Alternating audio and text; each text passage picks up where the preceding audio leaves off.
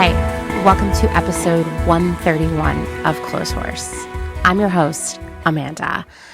And normally I would do something, cute for the intro, or at least something that seems a little bit funny to me, maybe not to you. But I'm just not there this weekend. If you're listening to this far off in the future, a better future, I hope, I'm recording this the weekend after the Supreme Court had quite a wild week of rulings that are completely dismantling our civil rights here in the United States.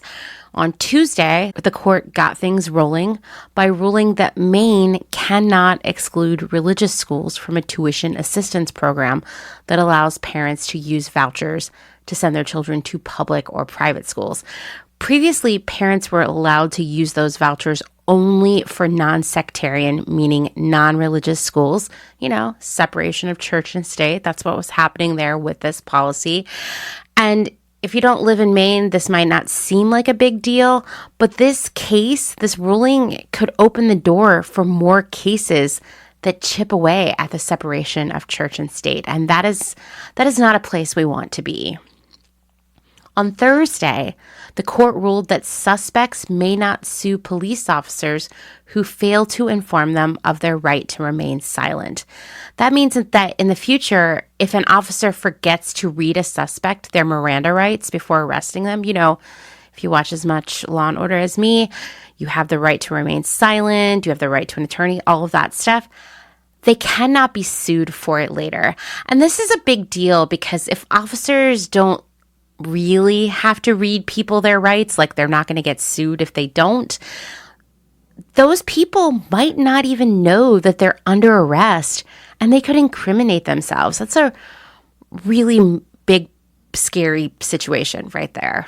Just also in its early stages of unfolding, right? Also on Thursday, that same day, the court struck down a New York gun law that was enacted more than a century ago that placed a lot of restrictions on carrying a concealed gun outside of the home. This is a big deal because it can influence rulings on other gun-related cases in lower courts. And then, of course, those cases would have been bad enough news, and they really were, on Friday morning at 8 a.m. Central Time, but by 9 a.m. Central Time, they were overshadowed by the most devastating news in a pretty scary week of news, in a year of devastating news, in years of anxiety-inducing, terrifying news. Seriously, when was the last time it wasn't scary to be alive? I don't know. Someone tell me. The court struck down Roe versus Wade, leaving states to determine the laws around abortion access in their state. So now abortion is banned in 10 states, including Texas, where I live. It will be banned in another 5 states in a month, and it's likely to be banned in 5 more states in the coming months. When you don't even own your own body and decisions around it, you own absolutely nothing. Even worse, language in Clarence Thomas's majority opinion called for revisiting decisions on previous cases that protected access to contraception. That was 1965, by the way, so long ago. Griswold versus Connecticut. Same-sex consensual sexual contact, which was 2003's Lawrence versus Texas, and same-sex marriage, which was passed in 2015 with the ruling on Obergefell versus Hodges. This is a bad, scary time. Wow, that was articulate, right? But you know what? I'm frightened. I'm angry. I feel overwhelmed and powerless and just too sad to really enjoy anything. But I also recognize that I cannot wallow in this place. I have to pick myself up and get to work. Because while it might seem as if it's game over, it's actually more like game on. This right now, I know it feels like the end, but it's just the beginning of the fight. And every single person, everyone has to be on board. No one gets to skip out because they have brunch plans or because it's their birthday month or anything else. We have to get to work. I've talked in the past here about the idea of, in air quotes here, things going back to normal. You know, what everyone was wanting in 2020, still hoping for in 2021, pretending was happening in 2022. If there's anything that all of you have learned from listening to me talk for hours every week, it is that what was normal before 2020 was only good for a small group of privileged people who had the money, safety, and support to be, oblivious, completely oblivious, willfully or otherwise, because access to abortion has been hanging on by a thread for decades. People have been taking on more and more medical debt just to stay alive. The United States has had the highest rate of maternal mortality in the industrialized world for a big chunk of this century. Many of us have been working 2, 3, 4 jobs just to pay our rent and eat. Few of us will be able to retire. Black men and mentally ill people were and are killed, or at least very injured, by the police on a regular basis. Victims of sexual assault rarely get justice or support. The gender pay gap still exists, and it's even worse for women of color. And of course, hate crimes abound. Things weren't better before 2020. Things were a little bit better before 2016. But still, all of the problems I listed above, they still existed. It's time once and for all for everyone out there who is longing for this illusion of normal to accept that it does not exist. What should be normal is collective action, of assuming our own personal responsibility in tandem with others, of recognizing that all of our fates are entwined with the fates of others, and fighting for them, fighting alongside them, that is fighting for ourselves too, for the people we love. If you're scared, if you're angry, if you're sad, so is everyone else. Let's work on that together. Right now, we're at a major crossroads. And while there's almost an infinite number of ways everything could play out, there are 2 major paths with all these little tweaked versions alongside them. Path number 1 is the easy path, or at least it's the easiest one right now. We feel defeated, we give up, we surrender, we say, there's nothing I can do. Republicans win the midterms, they regain full control of Congress, and literally no good legislation passes in the next 2 years. Should any Supreme Court justices retire, they will not be replaced by more liberal or even moderate justices. Most likely in the 2024 election, a Republican will win the presidency because everyone will be too disenfranchised to vote Democrat. Meanwhile, Republicans will be voting like crazy in hopes of banning abortion fully and installing gun vending machines on every block. By the way, at this point, that president will be either Donald Trump or Ron DeSantis. You're already familiar with Trump, but if you're not scared enough by this timeline, please go Google Ron DeSantis asshole. Enjoy. This is a guy who literally bullied the Special Olympics into revoking a vaccine mandate. Yeah, he's a really cool dude. Can't wait for him as president. Here's what happens in path number 1. There is no gun control. There is no universal health care. Hell, we're probably drilling in national parks because there's certainly no legislation around climate change. Abortion becomes fully illegal in this country. Maybe it even gets harder to access emergency contraception and other birth control. Same-sex marriage is dismantled. Trans people lose all their rights. Hate crimes become totally chill and NBD. Somehow, healthcare will be more expensive too. This is a scary fucking place, my friends. And I hate that I'm about to do this, but it's an example that works for some people. I hate to bring the Handmaid's Tale into this because I think white women use it way too often in the fight for reproductive rights, ignoring the fact that in the past, even in the last century, women of color, poor women, mentally ill women, intellectually disabled women, and women caught receiving illegal abortions were literally sterilized by the government. That less than 200 years ago, Black women were literally owned by white men, and they had no ownership of their own bodies. So yeah, while I love The Handmaid's Tale as a book and a television series, we have actual, real, nonfiction source material that we should be drawing from, right? But I'm bringing up The Handmaid's Tale because the Republic of Gilead existed because too many people were apathetic for way too long, or figured it was just fear-mongering or hysterical to think that things could go the way they did.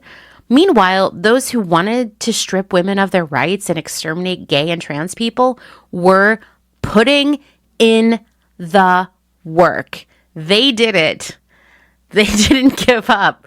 They kept doing it. And yes, this is a fictional book, but it feels so plausible right now. Once again, please do not show up at a reproductive rights protest in your Handmaid's Tale costume because you're missing the bigger picture. Regardless of what you're wearing to the protest, I will tell you this. We have to do the work and we have to do it together. Which brings me to path number 2. We get shit done together. We put our smaller differences aside and fight to make this place safe and free for everyone. We vote. We help others get registered to vote. We literally take people to the polls on election day so they can vote. We protest. We help others get to the protest and feel safe. We hand out water and volunteer on medic services if we have those skills. We call our representatives, even if they're Democrats. They need to hear about this too. We coordinate with others to ensure these calls are coming in non-stop. If we have the money, we donate it to groups that are helping others with less privilege get the care they need. We facilitate this care by driving people to clinics, giving them a place to stay, and keeping them safe. Yes, this is work, but here's why path number 2 is great. We get a major blue wave in the midterm elections. Now we have a Democrat in the White House and Democrats running Congress. And listen, I am not happy with Democrats. I'm not happy with the binary options that we have right now. I'm not happy with what hasn't happened in the past few years. And I know that you right now are mentally writing me a DM about to go scorched earth for speaking up for Democrats right now. But I'm all about, let's be realistic about what we have right now and how we can make the fastest change. Yes, long term, we need a complete revamp of our political system, and we need a progressive party that truly embraces progressive ideals. But this is what we have right now, and this is what we can make happen right now because this is urgent. And this kind of change can't be made a few years from now. We need a better world to start right now. Okay, so we've got this blue wave, right? We've got a Democrat in the White House. We've got Democrats running all of Congress. Kyrsten Sinema and Joe Manchin, they get deported to Antarctica, and I don't know, maybe they get a reality show out of it. I'm not going to watch it, but maybe you will. But we've got finally an executive branch that works with a legislative branch to get shit done.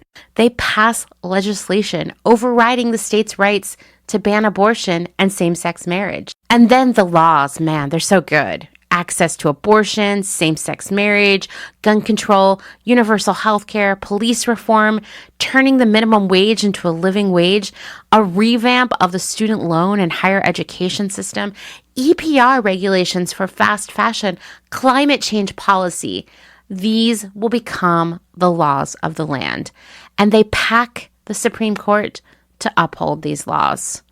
This is just the beginning in so many ways because there is so much to fix in this world, but it's a start. The other path does not lead to a better world. This path may not be perfect, and it's definitely going to be a long game. We're going to be working hard for a long time, but it's so much better. This one drops us off in the parking lot of a better world, and we just need to keep working to get closer and closer, and we will, because we will be working on this together. Empathy, collaboration, bravery, community, support. Let those be your guidelines, your motivations, the words that get you moving in the morning. This is what normal is now, and it should have been the normal all along. Be angry, be sad, be frightened. I'm all of these right now, but also be ready to do the work. Okay, now, after all of that, we're going to get into the actual episode, which, despite everything going on right now, I'm really excited to share with you. Today's special guests are, dun-dun-dun, my daughter Dylan and their partner Ryan. Last year, they both worked for one of the largest thrift store chains in the United States. At first, we were, as a family of avid thrifters, pretty excited about their new jobs. But pretty rapidly, as these things tend to happen, their stories really shifted a lot of my own thinking around donation, thrifting, and our own behaviors when it comes to the stuff we no longer want. Like a lot of the things we talk about here on Clotheshorse, the thrift industry has a major impact on the humans working within it. Wages are low, expectations are high, and there is little room for advancement. Also, it's gross and frequently dangerous. Dylan and Ryan were visiting me in Austin last week, and I asked them if they would be willing to share their experiences with you. This is the first episode I've recorded IRL with a guest, and it was so fun. Definitely makes me want to do way more in-person interviews in the future. So let's jump right into our conversation. All right, why don't the two of you go ahead and introduce yourselves to everyone? Hi, my name's Dylan. Hello, my name is Ryan. And are either of you related to me by blood? Perhaps. So Dylan and Ryan are joining us today because they are past employees of a really large thrift store chain. We're not going to say the name here, but I think that this brand has become shorthand for thrifting or donation in general, sort of like Kleenex is for tissue. So you know the place that we're talking about. You've probably been to one. You may have donated some of your unwanted stuff there. And today we're going to talk about what happens to our stuff when we drop it off there, the reality of it and its end life. And we're also going to talk about what it's like to work for this very huge thrift chain, and what the impact of that business and its policies is on the people who work there, which is something that we just don't hear enough about. Spoiler alert, it sucks. Yeah. Very true. So why don't the two of you explain when you worked there and what you did? So I worked there from October of 2020 to June of 2021. I started out there as a cashier for a few months, and then I was moved to the back where I was then a production associate. Production associates pretty much do whatever task needs to be done. That could be anything from wear sorting, clothing sorting, hanging up clothes, just anything that needs to be done that the people in the other positions are not able to do. From there, I was then made a wear sorter, and the wear sorters are in charge of going through anything that is not clothing or textile of any kind and sorting them to be put out onto the floor, as well as pricing them.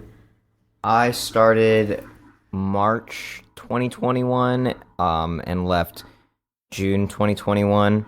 I applied to be a DSR, which is the donor service representative, but was placed in a ware sorting position.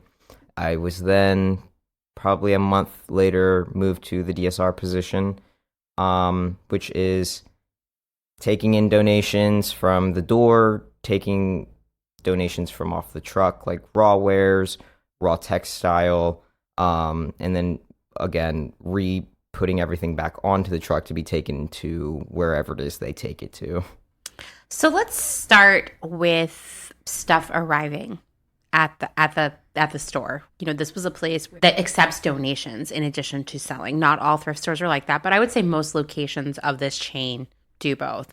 So what was the standard routine for when stuff arrived? Like, did people just leave it there, or did you actually have interaction with them? It sounds like you did, Ryan. Well, so it was weird. Basically, like, when we would open, I would go out and put out a like board and some big bins, like spring bins for everything to be like fit. There would be times where they would ring the doorbell to get assistance.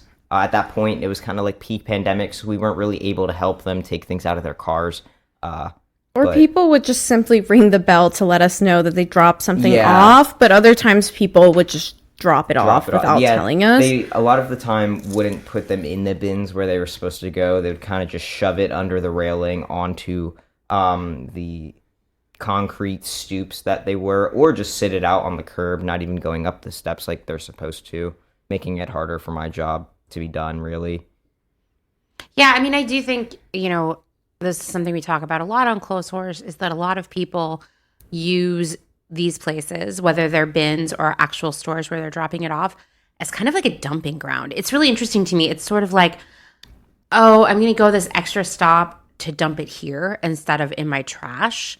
But often the same sort of mental approach is taken to it, where it's like, we're just not even going to think of the people working here. We're just going to drop it off. There has been times where we have told people that we cannot accept the specific items that they're donating, or that we are just too full of donations and we can't accept them because we quite literally do not have room for them. And people will come up with every excuse or try to guilt trip you into taking the donation. They'll be like, oh, but I came all the way here. You can't just take one more item, even though oftentimes it would be like a whole couch or just literal trash. Yeah. They would make the story of like, oh, well, but this is my, like, mom, she's a cancer patient, or just something along those lines of just like, the most irrelevant please thing. Feel bad and take this. I drove 5 minutes from my house to here with all of these boxes of garbage. Yeah, I mean, ultimately, it costs money to get excess trash carried away, or even certain items like a couch, like a television, like appliances. You would have to literally pay a service to come and pick it up, right? I think a lot of people use these donation centers as a way to get rid of stuff for free rather than bear the actual responsibility of these things that they owned and no longer want. It makes me really angry. We had a large thrift store pretty close to our last home in Bird in Hand, and they had a huge dock for donations and like bins as well out there. But you know, during like peak pandemic time, when especially like during Delta, where things would just close because they didn't have enough staff or because like the city itself was closing things, I would go by there and I would just see tons of trash tossed there, whether it was broken furniture or like a stove or stuff in garbage bags that were like ripped open already, like out in the rain and the snow. And I realized that like people use a lot of these thrift stores as trash cans. I mean, I would say at least 60% of the donations that we received were unsellable. If not and not even just because of any guidelines that our management just didn't want us to put out for whatever reason. Like sometimes it would be actual trash, shattered glass, stuff covered in dirt, mud, rat droppings, just stuff that you wouldn't think to donate because nobody would be able to use that. Yeah, it's just trash. using it as trash. I mean, I remember you telling me once when you were still working there that you dreaded when like the auctioneer companies would show up. So in Pennsylvania, like people don't really have estate sales as much as they have these like auctions of their estates. It's so strange. It's like such a Pennsylvania thing. And so it's basically the same as an estate sale, but with like bidding and, be 5, 5, 6, 6, like that kind of thing. But it's essentially like the same kind of thing. And you were saying that you dreaded when they would show up. Oh, because it would be large trailers and it would almost all be trash. Absolute trash. Or just like large amounts of huge furniture that they would expect one person. Like sometimes we would be lucky to have 2 DSRs on at a time while we would work, but like they weren't allowed, like customers and donors like were not allowed inside the back, of course, for liability reasons and just also because they're not allowed. But like we in the back had no room to store any of this furniture if we even wanted to, and then on the floor it was just a small square, like smaller than a living room really, to store all of this furniture that they expected us to keep. And you were saying that you would receive a lot. I mean, yes, you would receive broken things that were unsafe for humans to be around, or things that were moldy, that kind of thing. But you also just received a lot of stuff that like you couldn't sell anyway. Like I remember you telling me like alcohol. Yeah, people would donate, I mean, just pretty much anything, like alcohol, guns, we've gotten grenades, people have donated dildos, plenty of sex toys have been donating to us. Not sure why, because some of them look like they might have been used. Some of them also were like once were alive, like animal like things, like just like weird oddities of that sort, and like we just simply were not allowed to put out. Like there was this like baby shark thing in like some sort of terrarium. Like surprised that it didn't break in its transit to that place.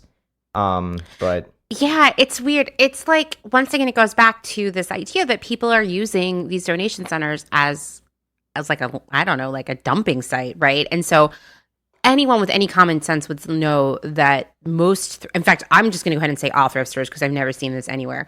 Can't sell guns, can't sell dildos, can't sell open bottles of alcohol or alcohol at all. yeah. And so once it's just like, oh, I just want to get rid of this with the least amount of effort possible, right? We also would get a lot of food, which I didn't understand why they would donate food Not to a thrift food store bank, when yeah. there's honestly like 4 food banks within a 5-mile or less radius of where we worked.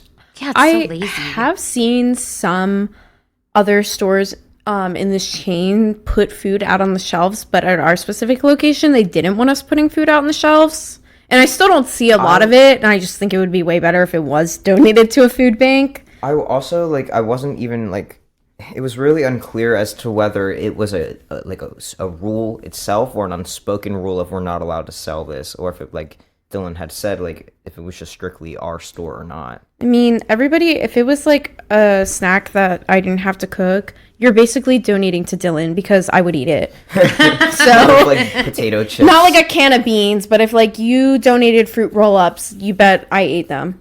People donated fruit roll-ups? Yeah, like stuff like gummies, that. Potato chips, Bush's baked beans. I mean, I do love Bush's Chef baked Boyardee. beans. Wow. Yeah, I mean, it doesn't surprise me, but yeah, you two would tell me stories that were pretty upsetting because I just think it comes back to people kind of being lazy, kind of not wanting to think things through, kind of ultimately not wanting to bear the responsibility of the stuff in their lives, but not like taking a moment to say like, oh, maybe I shouldn't have had all this stuff in the first place if all I'm going to do is ditch it on someone else, make it someone else's problem. Okay, so let's say, some stuff arrives and, it's not guns or dildos or food and it's not all broken or moldy or poopy, which I know you guys get a lot of too. Oh, yeah. What happens next? Like, in your opinion, what percentage of stuff that comes through that door that's not gross or unsellable, like because it's dangerous or just not like something you can carry, what percent of that other like decent stuff actually gets out onto the sales floor? I would say the majority of that stuff, 80 to 90% of it. The main things that they didn't want us putting out, not because it was unsafe or any logical reason, was things like cassette tapes and books with yellow pages. For some reason, they didn't want that out. Occasionally, it would just be like, oh, there's a small piece of paint missing on this ceramic figure, therefore you can't put it out. The rules kind of changed a lot. They varied all the time. So one thing that you wouldn't be able to put out one day, you could put out the next, just depending on who was putting your bin out on the floor. It was really irritating. Plus, we had incentives that we were supposed to meet, so we tried to get everything out that we possibly could to fill a bin, even if it was not really supposed to go out. With those incentives, it ran the risk of potentially losing your position as like a sorter, whether it be like wares or textile sorting. So you, like Dylan had said, you just want to put out as much of anything that you could, especially if it looked good, to get your bin to be passed. And what happened to the things that didn't pass? So there would just be these giant Gaylords. I would say they were probably like 6 by 6 by 6, something like that. That would be placed in between the sorters' desks, and then we would just literally throw things in there, like anything. It could be complete trash. I would try to, if it was trash, I would try to throw it in the trash can next to me, but because they wanted us to work so fast, I couldn't do things like empty my trash all the time because it would take up my time for making and filling bins. So usually we would just throw it in the Gaylords. And then where would the Gaylords go? Well, that would be something that I would take care of as a DSR. So we had a lot of shitheads that we worked with as sorters. Mainly really just one. He would just throw anything and everything into the Gaylords, which there is some sort of like a sorting thing that you have to do with that as well. You cannot throw glass of any kind in those because it runs the risk of getting hurt for people that deal with the Gaylords after. Yeah, there was a second quote unquote second sort, which is what we called it, for the glass. That would also be something that I would have there to was supposed to be sort and deal with as well. But any other sharps that you had, like even down to forks and butter knives, you weren't allowed to throw into the second sort. There was a sharps container, or just literally it was a box, a cardboard box that we would put our trash bag into, and once that got full, you would let me or the other DSR on shift know to get that, tape it up, and throw it towards the back near the truck, which had our sharp second sort. But we would have to, you could not allow the second sort to get too full, because we also had to put like one of those plastic skids on top for whenever we took it and did our truck, because then that would just go to pretty much, I guess that would be where they would dump the rest of it for the outlets that they would like the bins. To my knowledge, that's where it would go. That's where it would go. But I'm pretty sure that they do other things with it. I'm just not really sure. All they would say is that they would send it to the outlet center, but there's no way that they were sending it all there.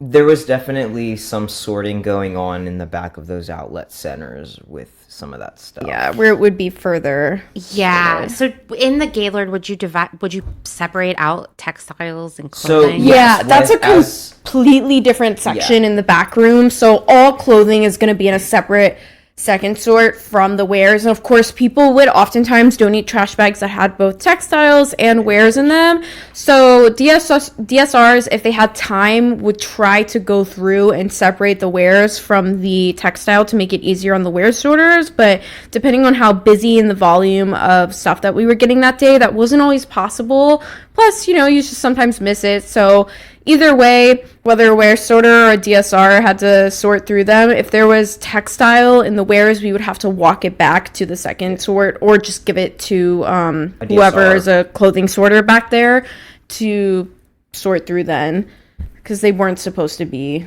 in the same Gaylord. I will say, having been to the bins for various different thrift stores that operate that way, I have noticed so much trash in there, like straight up trash. Yeah. Not things that got broken in transit or feel valueless to me, like literally trash. Yeah, like a food wrapper wrappers, or just like crumbled up papers, because that's exactly what it would be. Like Dylan had said earlier, you as a sorter, like a wear sorter, you don't have time to really go through and do all of it, because you have to price things and you have to get it in your bin. You have to, like, even just simply turning around or bending down takes so much time. Even if you don't think so, it could be a millisecond, but it takes a lot of time off of looking through your spring bin to put into the plastic rolling cart that goes out on the floor to be processed. Not to mention, you have to take a lot of time to typically clean stuff, because even if stuff is sellable, it is donated to us in the worst condition. I believe it. And they only give us like an off-brand Windex to clean everything, and they don't even give us our own rags. In fact, all of our rags are donated. So if people would donate washcloths and it looked like your washcloth supply was getting low, you would take some of those for your own supply. And it's not like we had a washing machine, so once a washcloth was too dirty, we would just throw it in the trash or the second sort. Because there was nothing else that we could do with it. Wow. Yeah, I mean, that doesn't surprise me either. I will say, I think that the location the two of you were working in was like a little bit of a tighter ship, even though I know it was really dysfunctional and chaotic, because the location near our house, everything was so filthy. Like, I'm a big fan of the whole wares section. Like, that's where I go first. So I'm always looking for glassware and kitchen stuff and what have you, and like things would be filthy, like the kind of filthy that they get because they've been sitting in storage for a really long time, like in someone's basement or shed. Always wash your thrifted glasswares, please.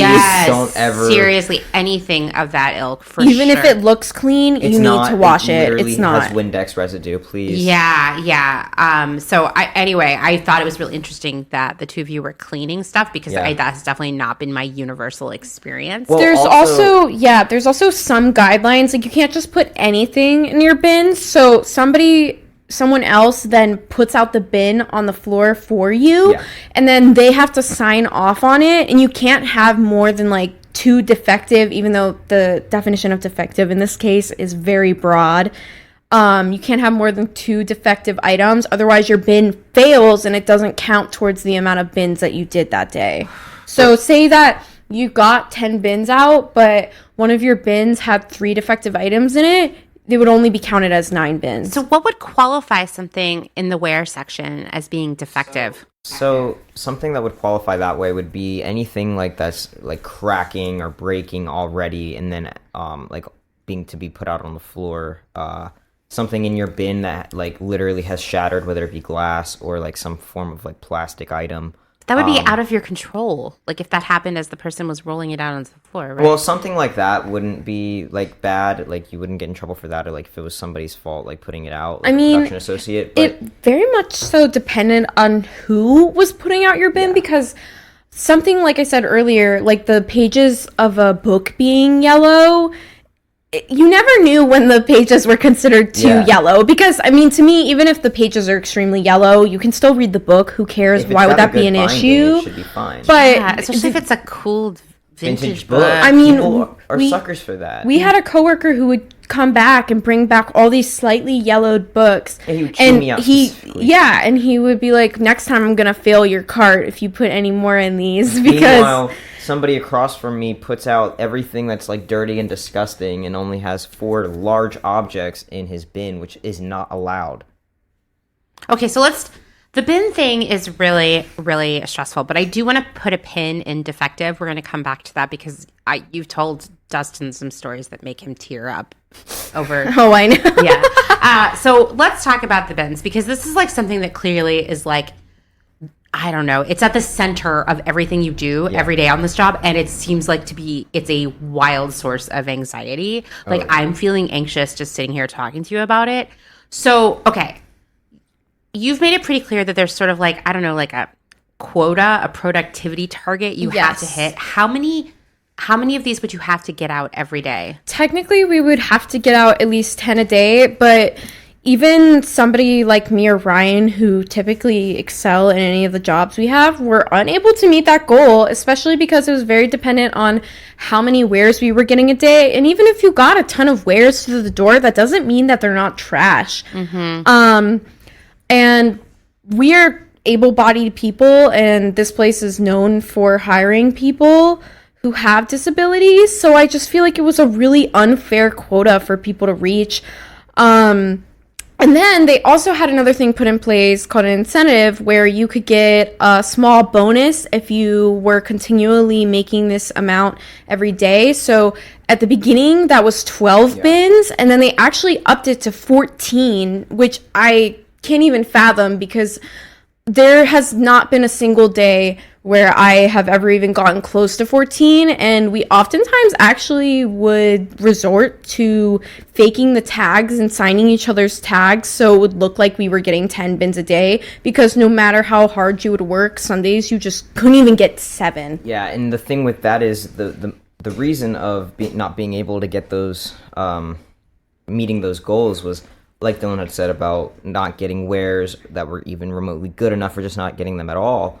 We were also forced to do everybody else's job. Like before I was a DSR, I was a ware sorter, and some of them would just be gone with the wind, and our second sort would be too full for both stations for the wares, and somebody has to deal with that, or else it's just going to overflow, and you can't get rid of your basically what they would consider trash. You need to get all the good stuff out, and you can't get the bad. You can't sort through the bad sort through the good without sorting through the bad. So it made it hard even meeting that. We were also told that we had to pick up the production associate slack and take out a lot of the bins for each other, or just rearrange the floor. Yeah, I mean, I'm going to tell you, and we'll talk about this a little bit more in a few, but last year, I want to say, I did a little bit of an episode about this company, not an episode, really like a segment, and I read all of their Glassdoor reviews, which I don't know if you two know what Glassdoor is. Don't worry, I have read them as well. Yeah. And probably left one. They were horrible, and like extremely horrible, whereas like I'm specifically thinking of one company I worked for that is really, really terrible. And their score was still higher because they were at least having the wherewithal to bully their employees into writing fake positive reviews. Yeah. Whereas the company where the two of you worked was like, we don't even give a fuck. Like, we don't care. And I mean, they were terrible. Nothing about them surprised me, especially after hearing from the two of you. So you have to get 10 bins, 12, 14, whatever. If you don't get the 10, which doesn't give you like an incentive, what happens to you? It would run the possibility of losing your position there, and whether you even just lose your job altogether, but you would just lose that position, or just be targeted by management. Really, that's exactly what we were the whole time we were there. I've never seen somebody actually truly lose their position. I don't know if that's a real thing or they just held that over our heads all the time, which is really messed up.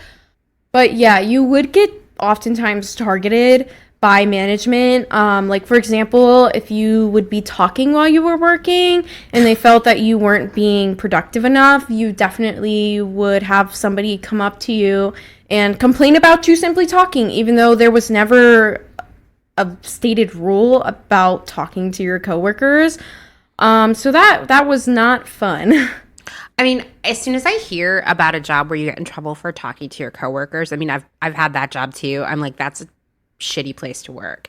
Like, trying to control human behavior of adults as if they're children is always a hallmark of a toxic work culture that treats you all as, I don't know, just like automatons and not actual people. Well, speaking of treating us like children, we would have to write on our timesheet, because they would give us a timesheet, when we would leave to go and use the bathroom. We would have to document that specific amount of time, so it wouldn't count towards the amount of time spent sorting in our bins per hour. Yeah, with bathroom breaks, it would be break like 15s or 30s, or it would just even be like how I said earlier, we would be taken away from our stations, where we would be sorting to do production associates jobs, or to do whatever busy work our manager would make us do instead of herself or anybody else. I mean, I slowly started hating being a ware sorter, to the point where I would be glad when they would pull me to do something else, just because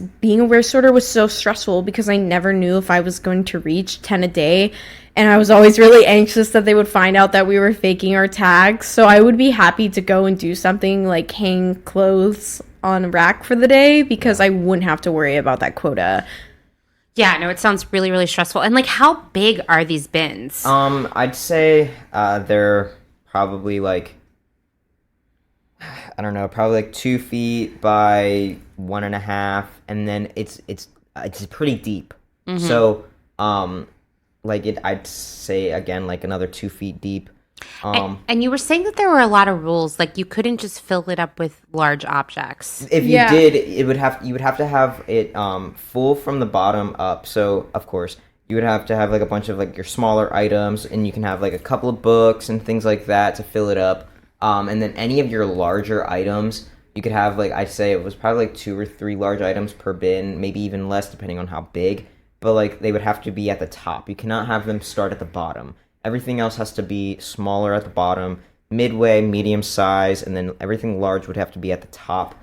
Just because you cannot have like it taking the bulk at the bottom and making it seem like it's like a false bin, This is so ridiculous. I mean, I'm sorry, but this is like you're all being treated like children all the time. It's like upsetting me. You were spending more energy playing the stacking Olympics. Like, how can I stack these objects on top of each other to make it seem like it's fuller than it is, than actually getting stuff out? Because I mean, like I said, it really depends on who was putting your bin out, and God forbid the manager put your bin out, because you would be held with some high scrutiny there. Yeah, it seems. I mean, it's unfair in like a wide variety of ways, as jobs like this always are, right? It's unfair because you can't control what's coming your way.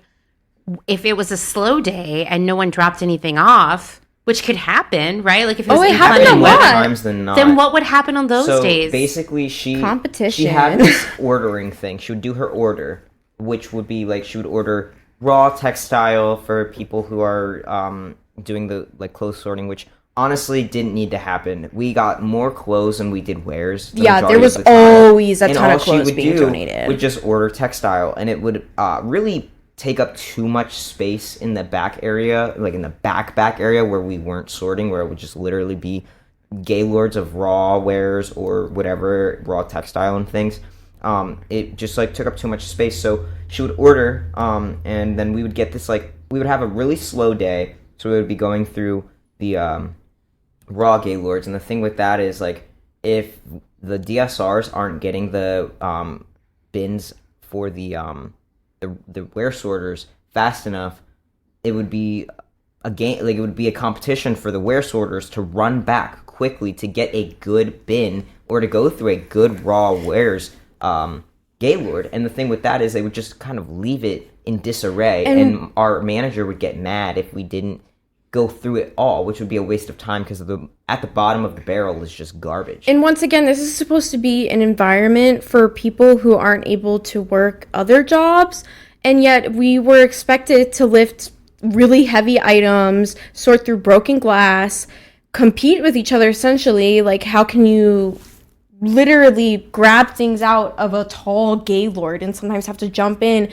And that's not something that everybody can do or should be expected to do, especially at a place that promises something else. Yeah, and then with it, then out of the next day, it could be a very heavy day. So while we would get this truck and I would unload the truck, everything would be in the back.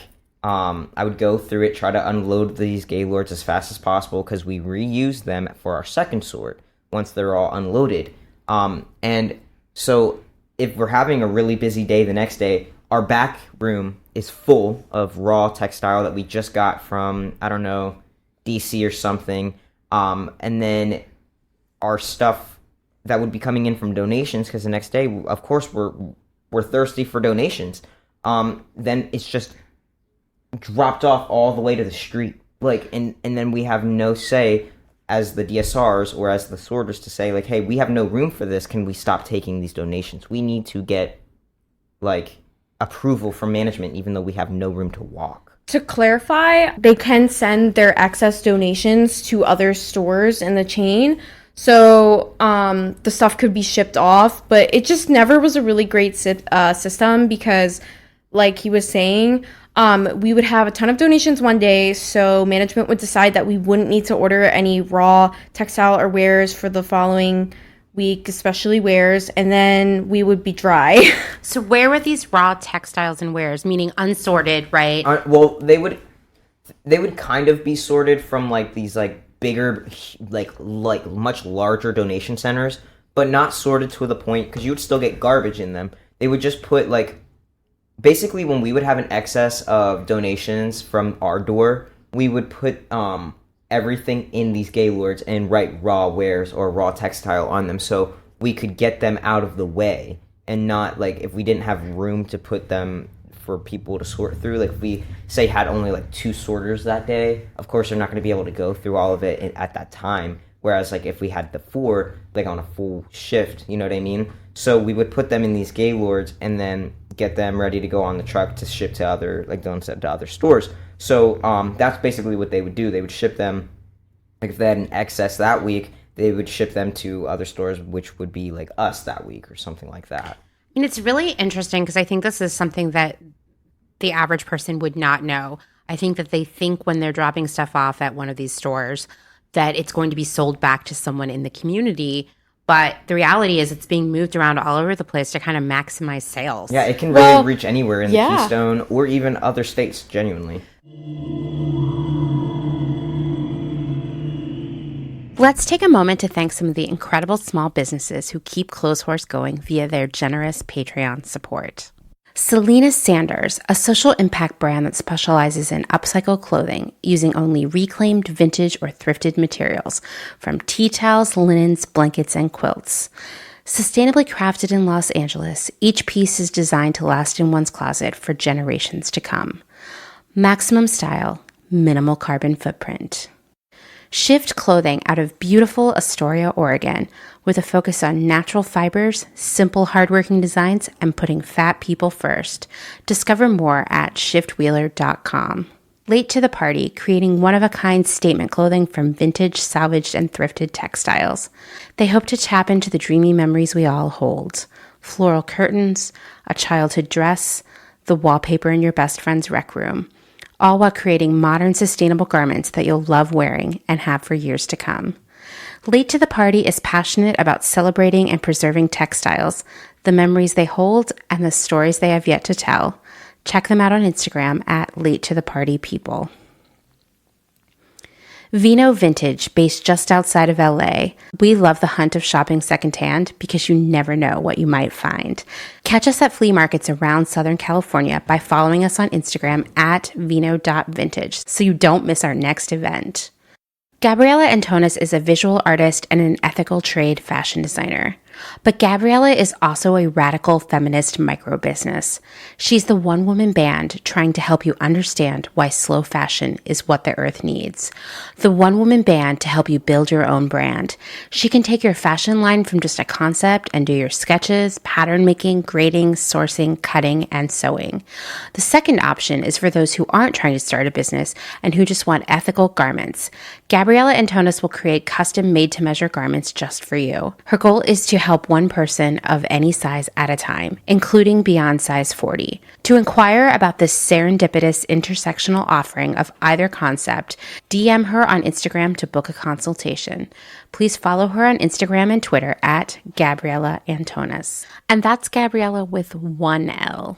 Gotta get that spelling right. Dylan Page is an online clothing and lifestyle brand based out of St. Louis, Missouri. Our products are chosen with intention for the conscious community. Everything we carry is animal-friendly, ethically made, sustainably sourced, and cruelty-free. Dylan Page is for those who never stop questioning where something comes from. We know that personal experience dictates what's sustainable for you, and we are here to help guide and support you to make choices that fit your needs.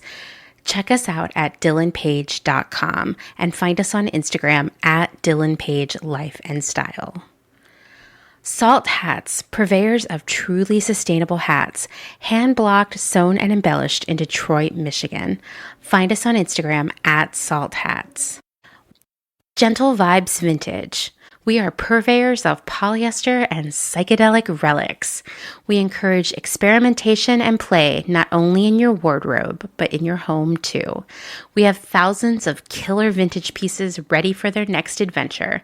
See them all on Instagram at Gentle Vibes Vintage.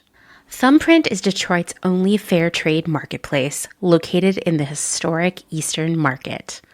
Our small business specializes in products handmade by empowered women in South Africa, making a living wage, creating things they love like hand-painted candles and ceramics. We also carry a curated assortment of sustainable and natural locally made goods. Thumbprint is a great gift destination for both the special people in your life and for yourself. Browse our online store at thumbprintdetroit.com and find us on Instagram at thumbprintdetroit. High Energy Vintage is a fun and funky vintage shop located in Somerville, Massachusetts, just a few minutes away from downtown Boston. They offer a highly curated selection of bright and colorful clothing and accessories from the 1940s to the 1990s for people of all genders. Husband and wife duo Wiley and Jessamy handpick each piece for quality and style, with a focus on pieces that transcend trends and will find a home in your closet for many years to come. In addition to clothing, the shop also features a large selection of vintage vinyl and old school video games. Find them on Instagram at High Energy Vintage, online at highenergyvintage.com, and at markets in and around Boston. Another thing is that even if something goes out on the floor, if it's not sold usually within a week or two, based on the color of the tag, we then have to go out and take it off the floor and throw it into second sort, and then it will no longer be sold at the store. And it is typically sent off to the outlet center as far as I know, but I also know that there's a bunch of textile waste with this company. And this goes for both wares and textile. If it's not sold, we take it off the floor. In like 2 weeks. Yeah. Or Yeah. less. Sometimes really, less. So, I mean, if the shelves or the racks are really full, we'll just take stuff off. Yeah, that's another thing. She'll take us away from our task to just go throw stuff in these carts to take to second sort in the back. I mean, this doesn't surprise me at all. You know, I'm sure that the two of you see a lot of this rhetoric on social media that is like, thanks to like thrifting being more popular, there's nothing good left to buy. There's this implication that like the stores are running out of stuff because people are going shopping there or reselling. But the reality is it's like a steady flow of stuff. And the majority of our customers, I would say, aren't resellers. There are people who would come every day, sometimes multiple times a day, who we know are resellers. But for the most part, it's just regular people shopping. Yeah, and a lot of them are regulars, but they just really like to frequent the store because they know. I mean, where we were working, it was like a pretty upper class area. A lot of people have really decent things, whether it be clothes or just wares in general. So, obviously, it's a spot to be. And a lot of these people were just kind of hoarders. They would just like buy like a cart full of stuff and just like throw it in their van, and it would just stay there. Really, like it wasn't like all of them were reselling genuinely. Yeah, I mean, the reality is I have a lot of friends who are resellers, right? There are a lot of people who've been on this show who are part of the community who are resellers, and very few of them go to thrift stores, especially the one where the two of you worked, to buy stuff for resale. They go to the bins for sure, which I am like, good for you, because you know what? That stuff's going off to the landfill or overseas. And that's and hard to so sort through. I Yeah. think it's almost a talent to sort through that stuff and find something that you can repair. And just the idea yourself. that you would be stuff that had been there for a week or 2 weeks or way less than either of those time frames would be pulled and sent off to the bins because you needed room for new stuff that came in is just one more indicator of like there's so much stuff. And I know, you know, you were obviously being trained to be really picky with the wares. They're super picky about the clothing too. Oh, without a doubt. Oh, yeah. Anything, even if it had like one like hole, like, you know, you can get away single with stain, really. a single stain. Yeah, and I'm somebody who is, if it's a really cool print or just a really cool T-shirt or hoodie or anything, like I will buy it because I can still make it work. You know, like I don't care if it has a stain. I can come out with some shout, or even if you just rock it with the stain or the hole, it doesn't really matter. It shows its history and just it's wear. It's awesome. And Plus, we would get like a lot of vintage t-shirts that if they were just given a good wash, they would be great. But because we don't have that ability, we would just second sort them, which is why the bins, you often will find a lot of those. It's true. What's the thing that you were forced to send off for second sort that just like broke your heart? One time I found this vintage Slayer t-shirt and it was really disgusting, but I know that if it had a good soak and then wash, it would have been perfectly fine.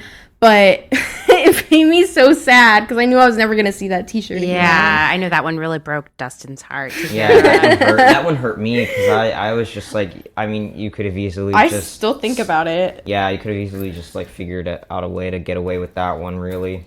What about you? Anything you've encountered that you had to reject that made you sad? It was honestly just like a lot of like really cool animal like animal figures, because like if we weren't allowed to keep them on our desks because it's property of the store that we were working despite at. It being donated for free. Yeah, it just exactly, despite it being for free, given to them for free, so we weren't able to just like have them chill there until we found like a set to connect it with, or just anything to, because we weren't also allowed to put anything out for lower than $1 or 99 cents.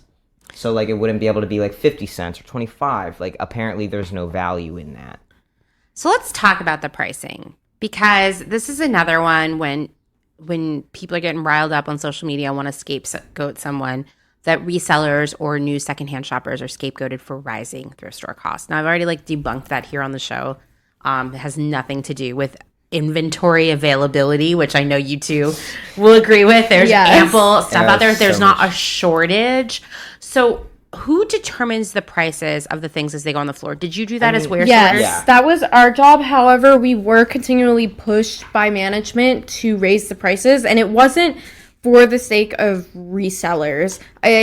Overall, we were told to just up the prices in general. And there were times where if you would price something and whoever was putting out your cart felt that price was too low, they would bring it back to you and have you price it higher. And are you giving guidelines around it? I mean, it was literally 2 laminated papers of just like, it would say mugs. Yeah, it was very $1.99 to $2.99. Categories. Like it was a very broad, like Dylan said, broad, and it's like you as a person, as somebody who thrifts, you obviously would know like what you're willing to spend on something. Like that's kind of what I would base my pricing off of. I would just say hell to the paper because like I mean like I'm not gonna price something that's not even worth $5.99.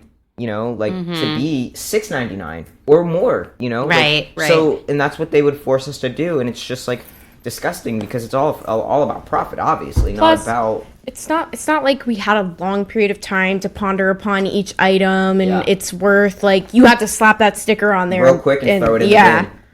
So, I mean, whatever you found in the moment, that's going to be the price. Well, especially if you're being forced to work so fast. Yeah. I mean, it's interesting because I know for a fact that they didn't pay you very well for this job or anyone else, right? But this is like kind of, to do it well, is highly skilled work. It is. Yeah, the only way you got paid a decent amount was if you met those incentives. So if you worked yourself like a dog. Not to mention, like, they wanted you to be knowledgeable on the items because you want to know what is considered valuable so you can price it higher. But how do they expect us to just know these things? Really, I would just kind of like stand regular around off-the-street people. Yeah, I would just kind of stand around and like Google it. Like if it looked like pretty old and like something that like looked valuable, which... kind of jumping to something, but like they would make us keep anything valuable and put it off to the side, like we for weren't the online website. Yeah. It would be like anything that was instrument related, like anything that was One like time from like they Japan. took those littlest pet shops and I thought I was gonna lose my mind. It even went down to Legos. Like you weren't even allowed to put a bag of Legos out just because they would send it to the shop and it would be auctioned. It wouldn't be like a regular sale on the shelf. And the individual stores also had a goal for the amount that you were supposed to be selling online. So it's not like we really had a choice. Plus, even did. if you wanted to put something out on the floor, if somebody else noticed it, they would go and put it over in that section in the back. So you had a goal of how much you had to pull aside to send to the website? Yeah, and I'm pretty sure that the company also offered incentives to, But we never I think got that. maybe the store manager, something. It was definitely for that. Yeah, for the amount that was sold on the website. I mean, that's really interesting to me, too, because I will say, as a longtime thrifter, I have seen specifically with that chain, the amount of, I mean, I hate to say valuable because value is all in the eye of the beholder, but I guess valuable is the only adjective I could think of right now. That kind of product no longer being found in those stores unless, like, for me, just as a regular thrifter, I would be like, someone missed this in sort. Like, I could tell. Yeah. Whereas I could go to other, especially when we were living out in Lancaster County, go to all the other Mennonite-owned thrift stores, and you would find all the coolest shit all the time, right? But, like, I wasn't seeing that at that place, right? Because they didn't want you to find it in the store. They could price it for a high price to put it in the store, but they would rather auction it off on the website. They can get a much more like value off of that, you know, because they're just everybody's competing online. And it's timed, so like they'll do these drops, like live drops out of nowhere, and if you get it, you get it. If you don't, like, sorry. Yeah, it's so interesting because once again, this is a company that is technically a nonprofit, but well, I know. I mean, we've debunked that quite a bit here. But this company is technically by law a nonprofit, but operates just like a big corporation. Yeah. Really does prioritize profits over people in many different regards all the time, and does this a lot of sort of like charity washing to its own business. So another thing that I've heard a lot about this company specifically, and not from the two of you, actually from other people who work in the reselling space who have heard stories or had interactions, is that this company is obsessed with loss prevention. Oh, yeah. I mean, there were more even cameras on the employees than there were on the floor. I swear to you. Oh, 100%. And there was definitely more concern about employees stealing than customers stealing. Yeah. Oh, I'm sure. I've heard stories about listen, I worked for a really evil retail company for a long time when you were little, Dylan, and every employee there was just a potential criminal in the eyes of corporate, right? But at least you could say, like, okay, well, this company like actually paid to have this product made. Everything in the store they paid for, right? So like if someone steals it, like they lose money. But when we're talking about a thrift store, they got their inventory for free. Well, if you were to buy something on the clock, so even if you're on your 15-minute break, that doesn't count. You would have to be on your 30 because you'd have to be clocked out. If you bought something, you would be immediately fired. Wow. It's considered stealing in their eyes, even though you paid for it. Yep. Even if you're on your break. For them. Yeah, even if you're on your break, if it's not a clocked out break, you cannot buy something. That makes no sense There to was me. also, for workers, there also had to be, we tried to get around it as much as possible just because, like, there were a lot of things that, like, we knew people would probably buy, but at the same time, it was really, like, something that, like, we really had an eye for, you know? So we would, like, really hope that it would still be there. So something that we would do was, like, if we saw that there was something coming in and we were friends with this store, we'd just be like, hey, can you, like, put this off to the side? And whenever I'm going on break, would you mind getting somebody to actually put it out? Which wasn't allowed, but we did it. We did it anyway because we weren't allowed to just buy these things, and it would just, like we said, be considered stealing. And for everyone concerned, most likely the stuff that we had our eyes on was not something that you would want anyway. So, because I know people get weird about the thought of employees buying things as well, but it's a very niche thing that nobody else would really care. Also, real talk. What's the incentive to work at a thrift store where you're going to be paid very little and worked like a dog if you can't at least get first dibs on cool shit? Which we still didn't because we had to wait. Yeah, or we had to wait, or it would be taken from us, literally be taken from us to be given to a stupid shop. It's so interesting because that's another thing that I'll hear. I mean, every time I post about secondhand shopping and the value of living a secondhand first lifestyle, it's like the same predictable arguments come my way, the same different trolls, same arguments come, right? That There's nothing left in thrift stores because of resellers. There's nothing left in thrift stores because people who have money to shop somewhere else are thrifting, as if that's not the point of secondhand first lifestyle anyway. And the third thing that I always hear is, well, it's because the people who work there take all the good stuff. We would be like looked at disgustingly if we were still in our work uniform shopping off the clock. I mean, do you think that every employee here is like a hipster? Like, do you really think that everyone here is like, ooh, I love this 1970s vase? Like, no. Like, most people there are like, oh, great, a book. Or DVD. Like we had a coworker that was just obsessed with DVDs. Like, good for him, but like a lot of these people don't like what you like. Like, they're not gonna jump on that 90s Nike hoodie, man. You know what I mean? Like, it's just other cool things. Yeah, I mean, that's like a really valuable thing to point out too. I do think that people think that the back house of all of these different thrift stores is just filled with hipsters. Like, this isn't a coffee shop. No. And like, and also like some of the stuff like that we weren't allowed to put out. Like we said, we had to like kind of throw in second sort, or like we had like any jewelry there we weren't allowed to put out. That had to go on the website. It had to go on the website. So what they would do was they'd force you to ruin this jewelry because it would just be thrown into, once again, a cardboard box with other jewelry. So it's just tangled, like whether it be necklaces, chains, or just like anything. Like they don't even know the value of it at that point. And you would even know that it's like going to turn your finger green, you know? But even still, you're unable to put it out or make it like in the like glass casing that they have in the front. It just had to be thrown. I have noticed that chain specifically has far less jewelry than they had when I was a teenager. Yeah, and the jewelry now that they do sell have, like this weird cheap jewelry that they get from another company. Okay, so that's interesting too, because something that I was not always the case with this place, but that I saw slowly creeping into a bigger and bigger thing is that they sell a lot of brand new stuff. Yeah. Oh yeah. I mean, the whole checkout area is stuff that you could basically buy at the Dollar Tree. Yeah, why do they have that? I'm not sure. And to my knowledge, they spend a lot of money on these goods as well. And it's stuff that we will get through the door. You know, and it's still in brand new condition. You know what I mean? It's so odd. When you were ringing people up, did you find a lot of people purchasing that stuff? Honestly, yeah. Yeah, especially because it was at the checkout location. It was convenient for a lot of people. Yeah. And it would be really random stuff. Like, it would be like... Tongs. I was just about to say tongs.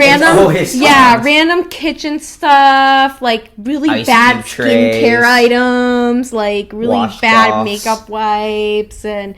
chips. People love the chips. They pop open a bag before they even got to the checkout. Sometimes if you're having like a big day of thrifting, you get really hungry along the way. I try to bring my own snacks, but you know, I don't know if your location did this, but you know how a lot of locations in this chain now get a lot of stuff from Target that's like brand new. Did you guys ever get that? I haven't seen us get a lot of stuff from Target or like Zara, like some other chains do.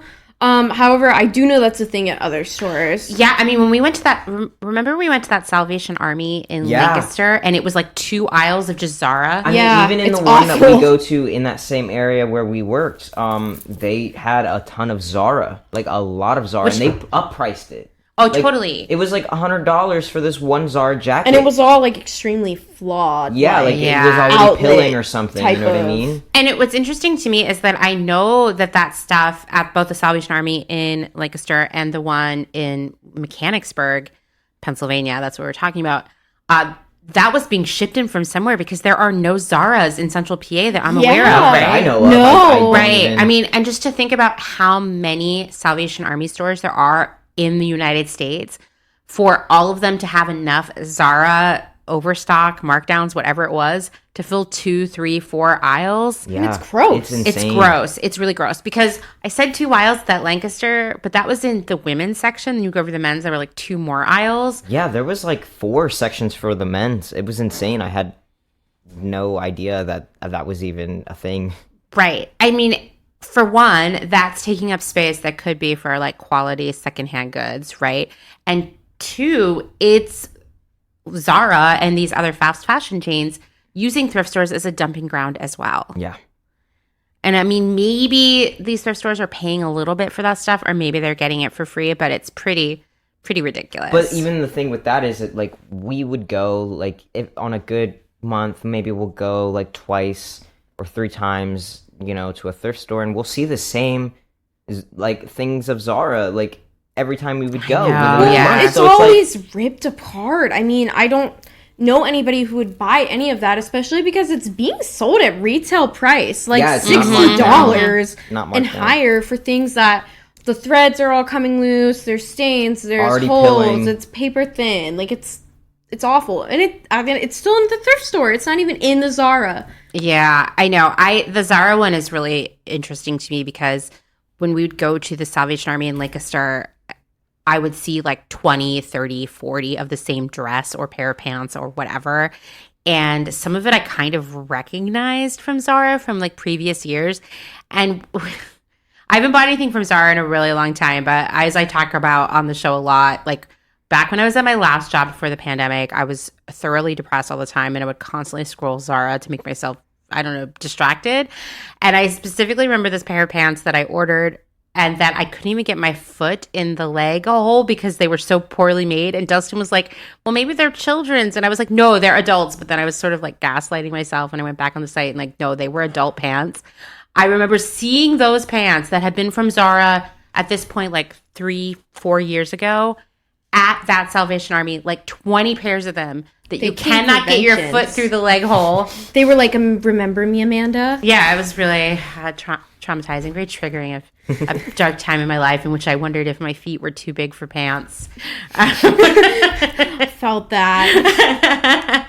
But yeah, I mean, I have noticed like more and more of that. And in the place that the two of you worked as well, specifically with Target stuff, like in the wear section, I would just see so much like stuff still in the package with the Target price tags on, sometimes with the thrift store price tag being higher. Yeah, that was something that we were told to do as well. Just like we said earlier, like just up price, even if we were told to try our best to take off the old price tags of things, especially if they were brand new, because we would get a lot of brand new in the box stuff. And a lot of it would be like just actual donations, not like from like raw wares, you know? So like people are just overbuying a lot of stuff. Mm-hmm. So like, and not using it. And we were told to scrape off the price tags and up price them, even though it's retail pricing, so it's already up priced.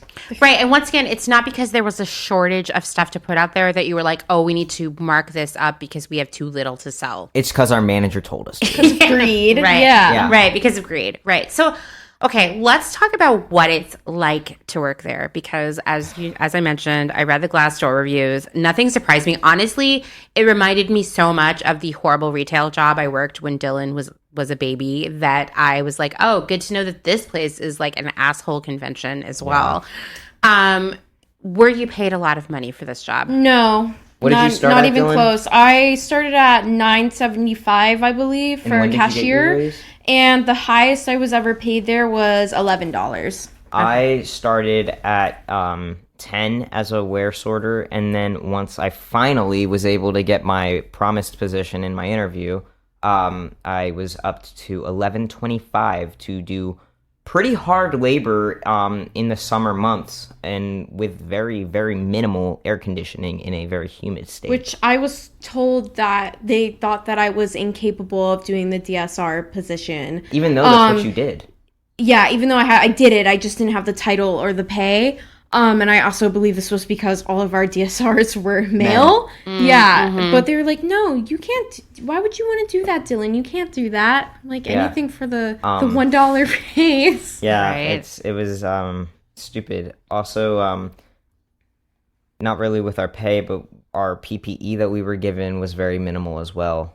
That's a really important call out because like the two of you worked there. I mean, it's still the pandemic, but like when it was like even scarier when we didn't have vaccines, even masks, really, like there was a pretty big shortage on that even still, I feel like. Yeah, they for a while weren't giving us masks. We would have to bring our own. Yeah.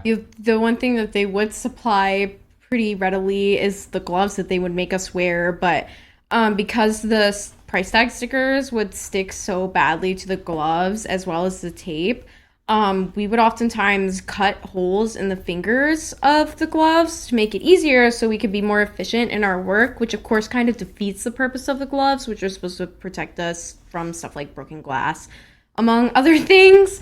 Anything to meet that quota. Yeah, but they were all about the productivity more than the safety and efficiency of everything. So, there goes that. And the gloves that they gave us were just like those fabric rubber dipped gloves. They weren't even really thick or durable to get. Like, I was still getting cut from glass and broken glass that I had to deal with in these Gaylords of raw wares, because people, when they would get them shipped to us, they would just kind of throw these boxes of things in and not really realize, yeah, hey man, there's a whole set of glass in here or something, I mean, we would go through gloves really, really fast. There was a lot of waste with the gloves because once the gloves were done, you threw them away. Yeah.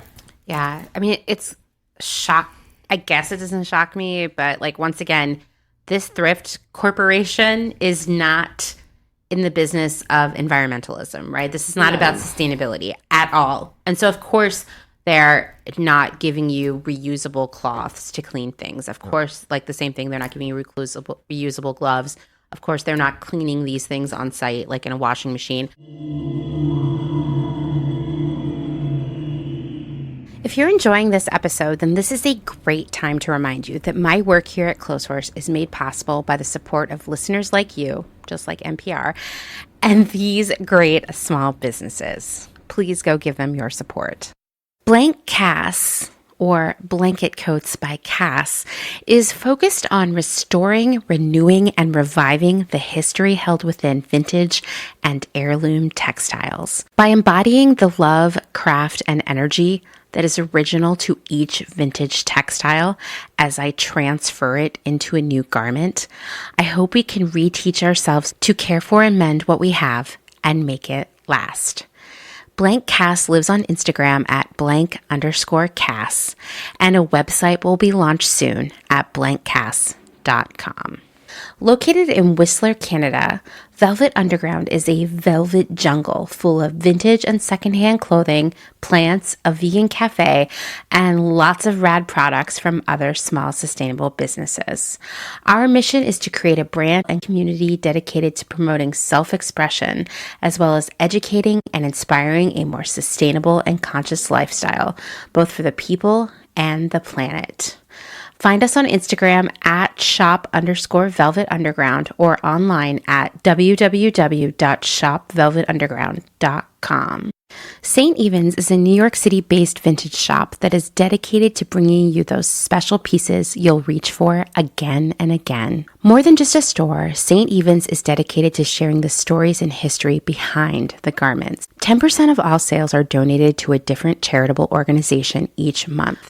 For the month of April, St. Evens is supporting United Farm Workers Foundation, mobilizing farm workers and their organizations across the country to advocate for more equitable policies.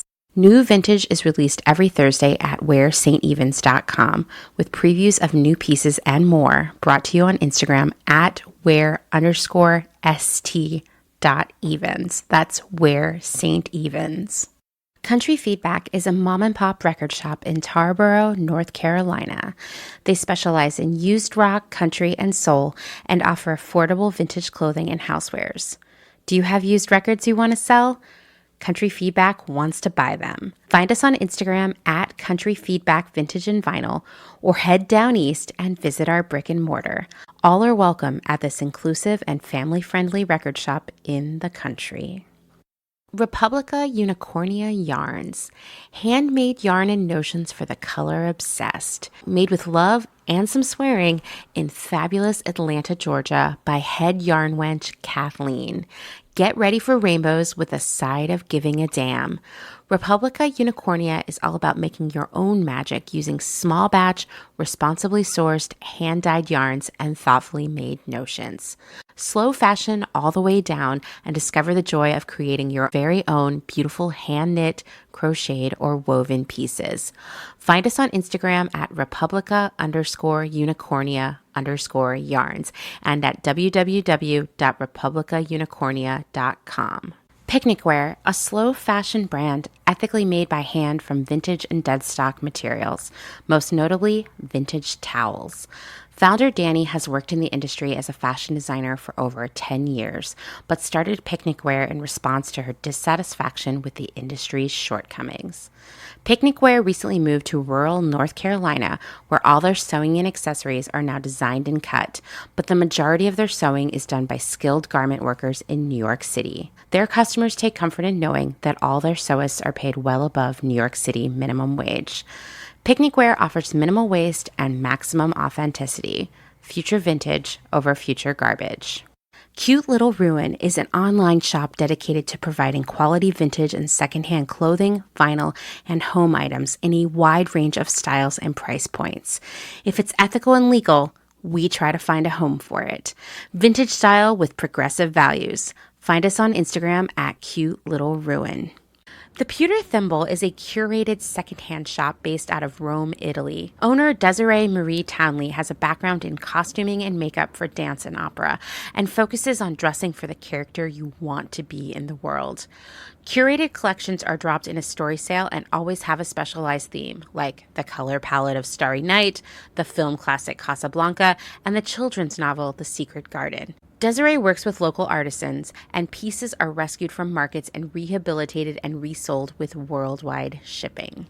The Pewter Thimble is a collection of pieces that will have eternal style from the Eternal City.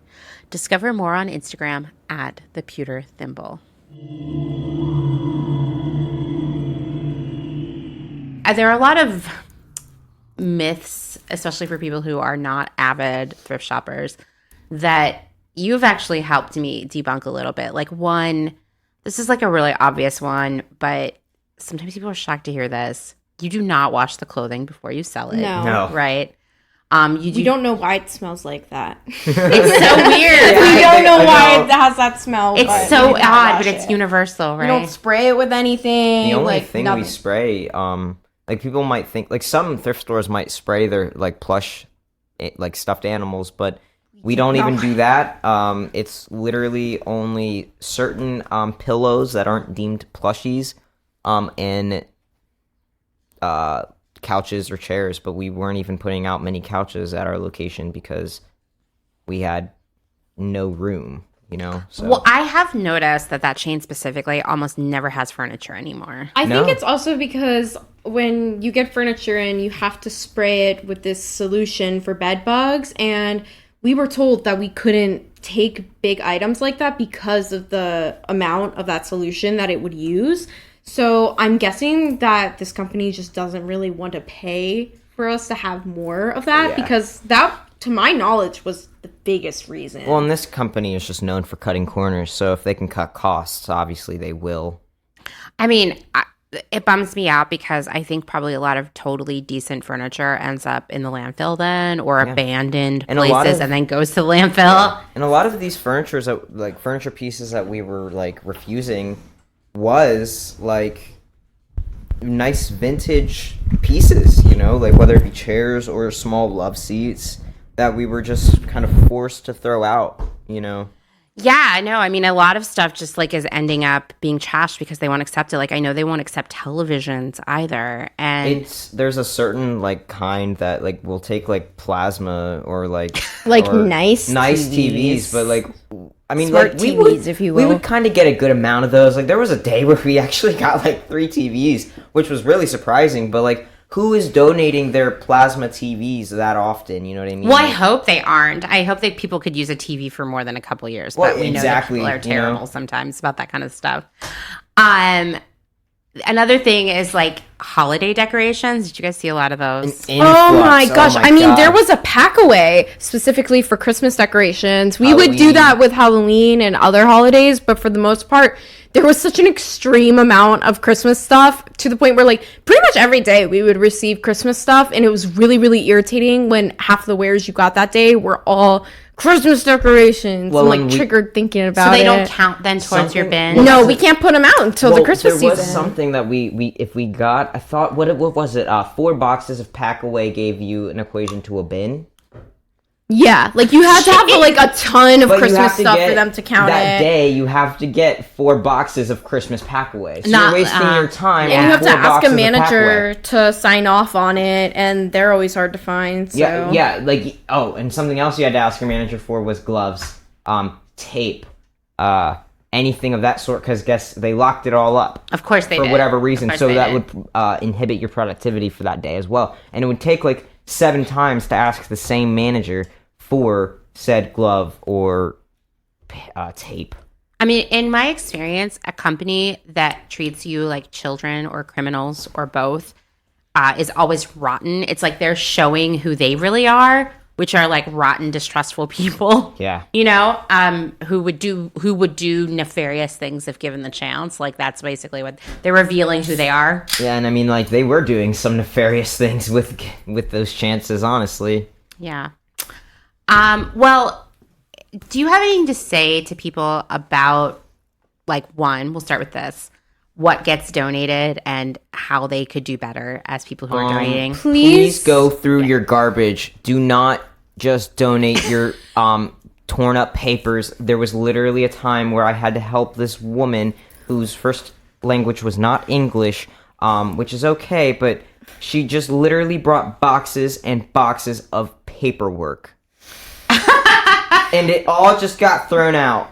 But, like, please don't do that. Throw it out. Get it shredded. Dustin bought a bag, like a computer bag, at one of these stores, and it was filled with, like I think Dustin could have stolen this guy's identity. His, like, Mercedes-Benz payment, like, lease bill was in there. A bunch of medical bills. It's Please insane. check for personal And belongings. please don't donate your boxes of shit that has mold spores. It's very hard for us to breathe to begin with in the back, let alone when you have literal mold in your donations and rat poop and pee everywhere. If you can take the time to wash your donations before sending them in, that would be amazing. Like if it's textile, please throw it through the washer. If you have super dusty dishes or something that you want to donate, please just take the time to rinse them off, because there are times where it's so busy and we feel so rushed that even if it's good stuff, if it's super dusty, we do not have time to clean it and it's not going to go out on the floor. I mean, I think that's a really good call out too. I think that, I mean, like a lot of things I talk about on Clotheshorse, people forget that there are people involved, right? Like, much like we always talk about how, like, you know, your clothes aren't made by robots. They're literally made by other humans. When you drop stuff off at a thrift store or in a donation bin, it's not going to be sorted by machines or robots. It's sorted by human beings, and disgusting stuff that you wouldn't want to find as a surprise in a box or a bag. Neither does anyone else. I mean, I found quite the surprise in a vase that I still had to put out.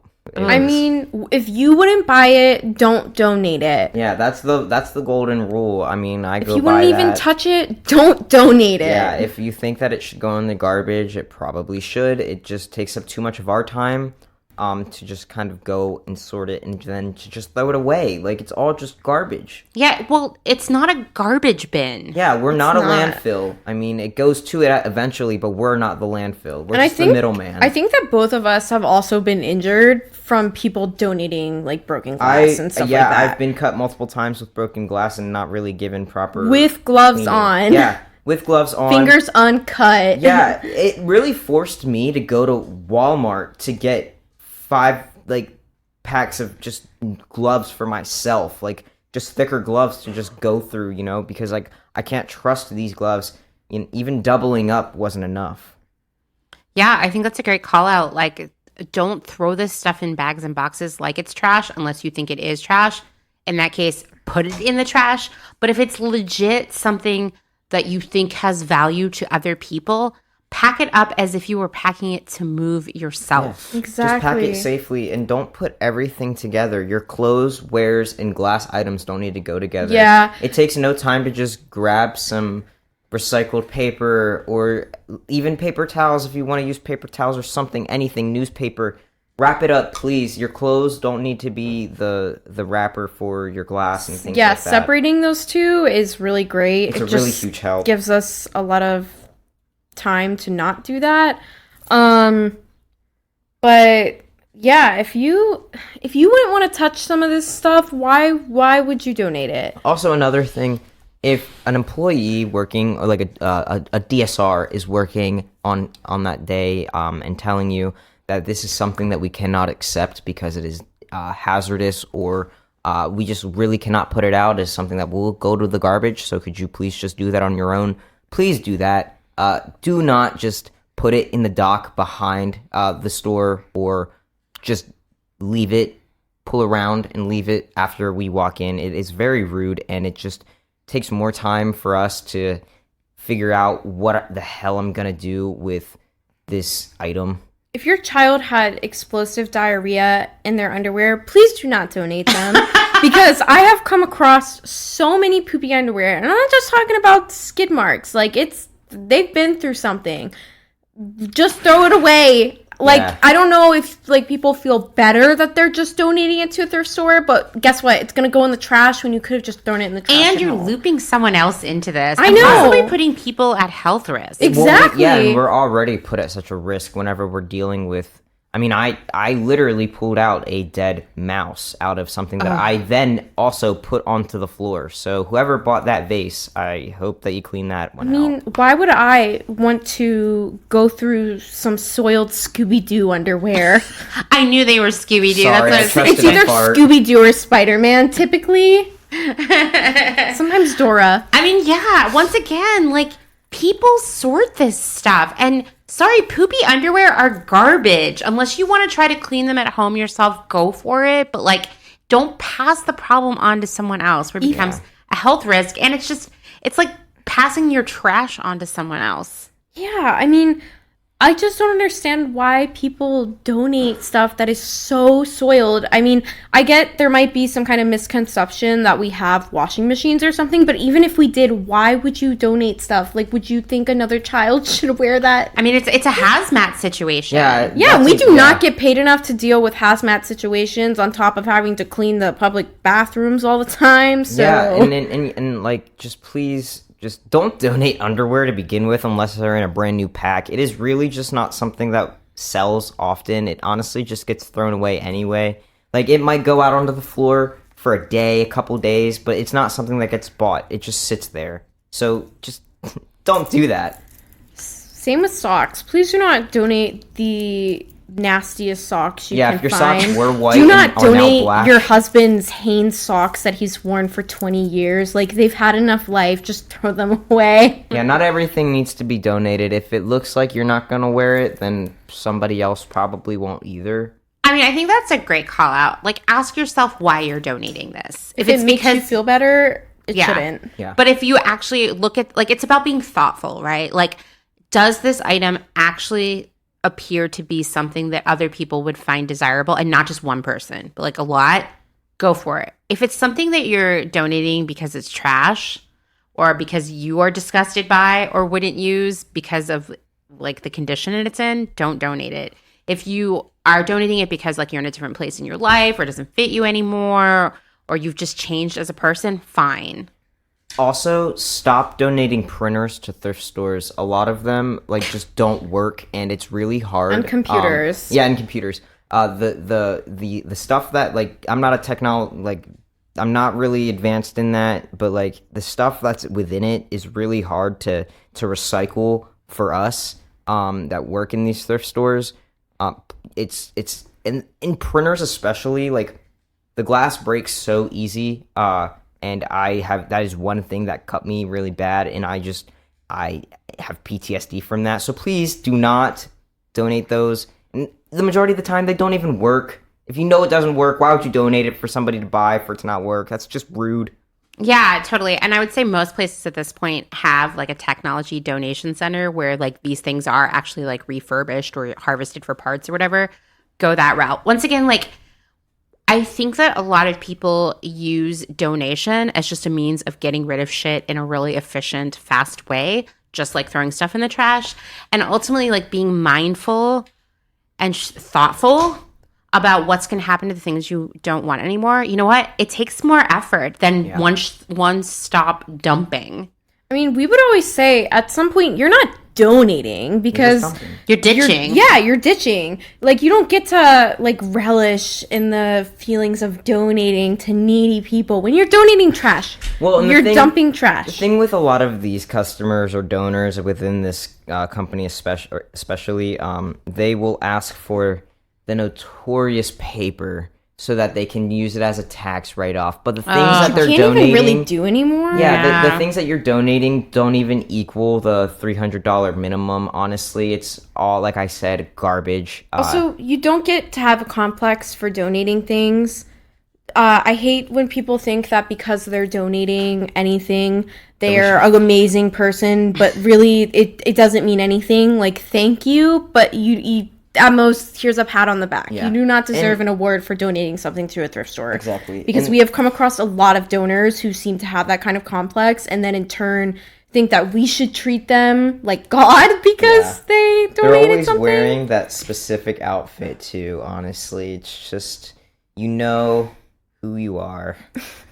I mean, one thing that didn't surprise me per se, as a person who's worked a lot of retail, but was still really disheartening to hear, is how terrible donors, as I guess you would call them, people who are dropping off their stuff, would treat the two of you. And, you know, as DSR, like being like that face for them, like, and I would like, when we were really overrun, when there would be nothing in the back, like you can't see like the person that works beside you because it is all just Gaylords that are full of raw wares because we have no room to bring these carts in, even to just walk. Like, there's not even a foot distance of a walkway, and you're telling them we cannot accept any more donations, and there's still a line of cars, and they're already cussing you out. But it's like, this comes down to a matter of safety. Like, we cannot even walk. Like, if we had a fire, how would we even efficiently and safely get out of there? I mean, there are times where the back room was so packed that it was very hard to move back there, and you'd have to do a little scooch in between the Gaylords. Yeah, it was that small. Like, it would be like a 6-inch opening, like, and like the majority of people couldn't even walk through that. Like, it's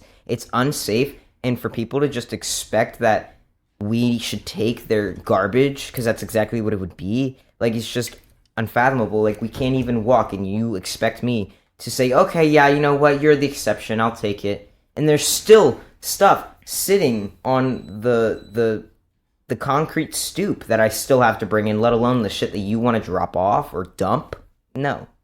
Yeah, absolutely. I mean, I just think this company itself is really terrible, but also people need to take responsibility for their behavior too. They think that we're just being lazy when we say we can't accept these anymore. It's literally like people have called us lazy before for not taking their stuff. I'm working 24/7. I do not stop. You know, if I'm on shift, I don't stop. And like, that could just be me, but at the same time, it's what you have to do in that job. You cannot stop because you're documented. You know what I mean, with what you do. So like, other people are relying on me in that DSR position for their wares and their stuff, so I have to always keep working. Like, I'm not being lazy. It's literally the fact that we have no room.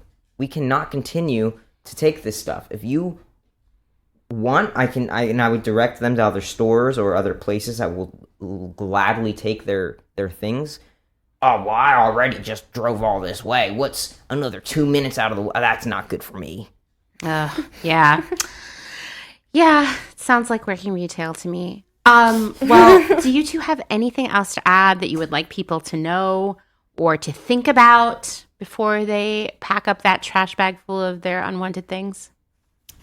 I would just say it is completely possible to overconsume at the thrift store. Don't keep doing the cycle where you buy a bunch of stuff and then you redonate it a month later. That isn't helping anything. You're just giving it right back to the source, and it's not going where you think. It's not going to a good cause. The cause with that company is never good. Okay, well, thank you two so much. Yeah.